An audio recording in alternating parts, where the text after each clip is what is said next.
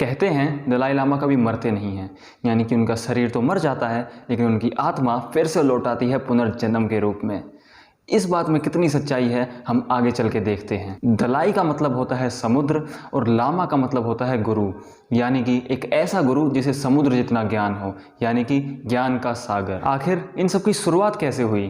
क्या उनका सच में पुनर्जन्म होता है? फिलहाल में जो दलाई लामा हैं वो कौन हैं?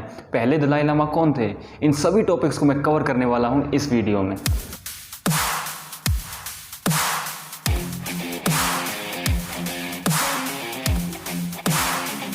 इस सब की शुरुआत होती है 13th सेंचुरी में, जब एक जे-सोंग खापा नाम का आदमी एक स्कूल का निर्माण करता है जिसका नाम होता है गैलोक स्कूल, या फिर उसे येलो हेड स्कूल भी कहते हैं।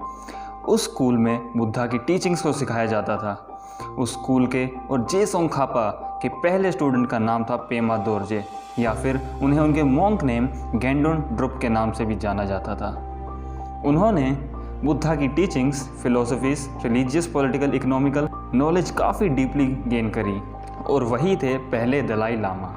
जे-सोंग खापा की डेथ के बाद वो उस स्कूल को चलाने लगे, जिनकी वजह से वह स्कूल धीरे धीरे इतना ग्रो हो गया कि लोग गेंडोन ड्रुप या फिर पहले दलाई लामा को अपना स्पिरिचुअल लीडर मानने लगे। उनके डिसिपल्स की संख्या बढ़ती गई और कुछ ही समय में वो साउथर्न तिब्बत के सबसे ग्रेट मोनेस्टिक यूनिवर्सिटी के टीचर बन गए, और कुछ समय बाद अपने हार्ड वर्क की वजह से तिब्बत के सबसे बड़े लामा बन गए।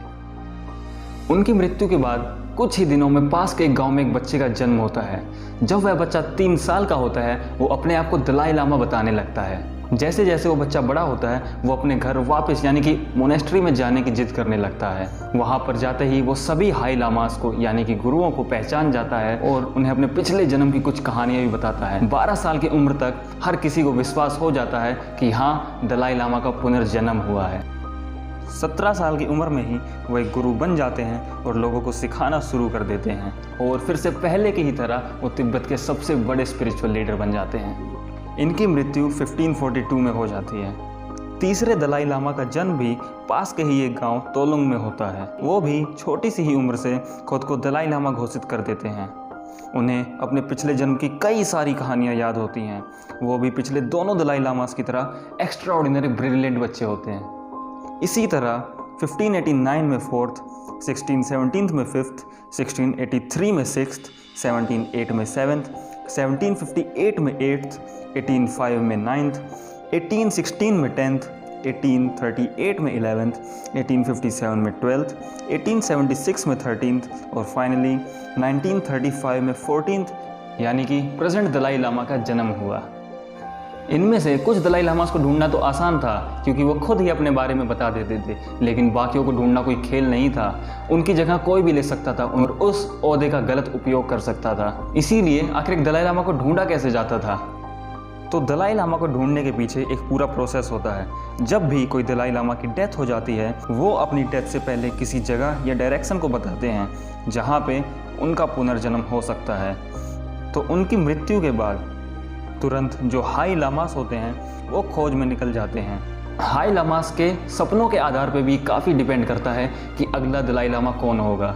उन्हें दलाई लामा की मृत्यु के कुछ ही दिनों बाद ऐसे सपने आने लगते हैं जिनमें वो अगले दलाई लामा की शक्ल या फिर जिस जगह पे वो पैदा होने वाले हैं वो देख सकते हैं। उस जगह के सभी न्यू बॉर्न बच्चों को उनकी कैपेसिटी और कैपेबिलिटी के हिसाब से शॉर्टलिस्ट किया जाता है। फिर उनका एक इंटेंस टेस्ट लिया जाता है जो कि डिसाइड करता है कि अगला दलाई लामा कौन होगा। दलाई लामा बनना कोई आसान काम नहीं है। उन्हें बहुत ही टफ फिजिकल और मेंटल टेस्ट से गुजरना पड़ता है। एक दलाई लामा को complete scientific, religious, economical, political, social knowledge होती है। ऐसे ही उन्हें ज्ञान का सागर नहीं कहा जाता। प्रेजेंट के जो दलाई लामा हैं उनका नाम है तेंजिन ग्यात्सो। उनके कई वीडियोस, उनके कई पॉडकास्ट यूट्यूब पे अवेलेबल हैं। आप चाहे तो उन्हें देख सकते हैं। उनका जो ह्यूमर है उसे देख के ही मज़ा आ जाता है। अभी उनकी उम्र 86 साल है और पिछले 62 साल से वो इंडिया में रह रहे हैं। बिल्कुल सही सुना आपने, वो इंडिया में रह रहे हैं। दलाई लामा हिमाचल के एक छोटे से गाँव में जिसका नाम है मैक्लोडगंज, वहाँ अपने 80,000 डिसिपल्स के साथ रहते हैं। इसके पीछे भी एक स्टोरी है। 15 साल की उम्र से ही तेंजिन ग्यात्सो यानी कि 14th दलाई लामा ने तिब्बत के लिए चाइना के अगेंस्ट कई प्रोटेस्ट और प्रोग्राम स्टार्ट कर दिए थे। लेकिन यहाँ पे उनकी खासियत यह थी कि उन्होंने दोनों साइड से किसी को भी हथियार उठाने का मौका नहीं दिया। उनका कहना था कि आओ बैठकर बात करते हैं, ऐसा कोई भी मसला नहीं है जो बैठकर आराम से हल ना किया जा सके। लेकिन चाइना तो चाइना है, वो तिब्बत पर अटैक करता गया और फाइनली उसे कब्जे में कर लिया। दलाई लामा को वहाँ से बैन कर दिया गया क्योंकि वही एक ऐसे इंसान थे जो चाइना के सामने इस काम में उनके सामने चट्टान की तरह खड़े थे, जिसकी वजह से 1959 में उन्हें इंडिया आना पड़ा। दलाई लामा इंडिया को अपना घर मानते हैं। वो अपने इंटरव्यूज़ में बताते हैं कि मैं भारत की संतान हूँ और दाल रोटी पे पलता हूँ। जवाहरलाल नेहरू उस समय इंडिया के पीएम थे। वैसे तो उनके ऊपर कई कंट्रोवर्सीज़ हैं, लेकिन एक सच यह भी है कि उनके बिना इंडिया कभी आज़ाद नहीं हो पाता। जब दलाई लामा ने जवाहरलाल नेहरू से इंडिया में रहने की इजाज़त मांगी तो उन्होंने एक बार भी नहीं सोचा और तुरंत उन्हें जगह दे दी। जवाहरलाल नेहरू कहते थे, इंडिया में सबको बराबर का हक मिलेगा और आपका इंडिया में स्वागत है।